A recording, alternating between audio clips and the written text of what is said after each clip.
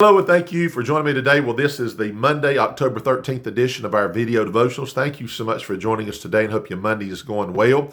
It is the beginning of the work week and school week, and of course, with it being Columbus Day, there'll be some people off of work, I guess, if you're in the government sector. But happy Columbus Day to everybody. Hopefully everybody's having a good Monday. And we're going to be in Matthew chapter 15 today. We'll look at verses 21 through 28 if you want to find that. We'll jump into this momentarily. Otherwise, I want to say thank you for all who watch. We appreciate you. Thank you for the kind words you've given us. And from time to time, we appreciate that very much. If this is a blessing, we're glad that it is. And hopefully we can continue to do so, okay? All right, so we're going to go ahead and jump into it here. I want you to notice in Matthew chapter 15 as we're right at, just a little bit beyond the halfway point of the book of Matthew. Notice what it says here in verse 21 of chapter 15. Then Jesus went thence and departed into the coast of Tyre and Sidon. And behold, a woman of Canaan came out of the same coast and cried unto him, saying, Have mercy on me, O Lord, thou son of David. My daughter is grievously vexed with a devil. But he answered her not a word. And his disciples came and besought him, saying, Send her away, for she crieth after us. But he answered and said, I am not sent but unto the lost sheep of the house of Israel.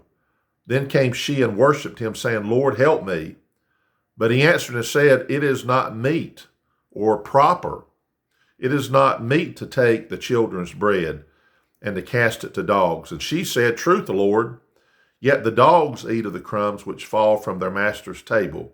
And then notice his great response in verse 28, our last verse. Then Jesus answered and said unto her, O woman, great is thy faith. Be it unto thee even as thou wilt. And her daughter was made whole from that very hour. You see, here was a lady, she wasn't a Jew, she was a Gentile. And she comes and she approaches the Lord. And I like what she says here. She starts out by saying, Have mercy on me, O Lord, thou son of David. In other words, she wasn't just looking, in her opinion, at a man that, maybe had some kind of powers.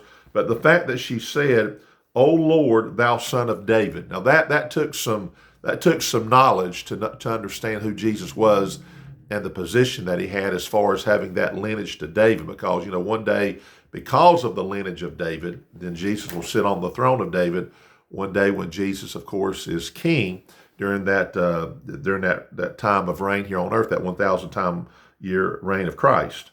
So that being said, so you've got that. Then notice what he does.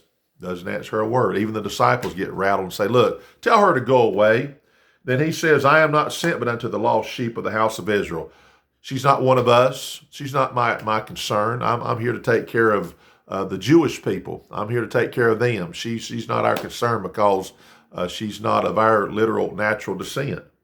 Then came she and worshipped him. Lord, help me. You see, she wouldn't just go away. And then, of course, the Lord gives that statement that you would think would have been so offensive that would have been it. She'd have said, you know what, be that way then. But no, he mentions the fact that it's not meet or proper to take the children's bread and to cast it to dogs. And she says, Truth, Lord.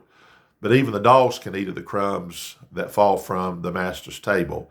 And then Jesus, of course, says, Great is thy faith. So he was probably showing more to the people around him, particularly his disciples, of what was at issue here. So here's a lady that just, you couldn't drive her away because she knew that he was the Lord. She knew that he could provide the help, and she just had the faith and she wouldn't go away.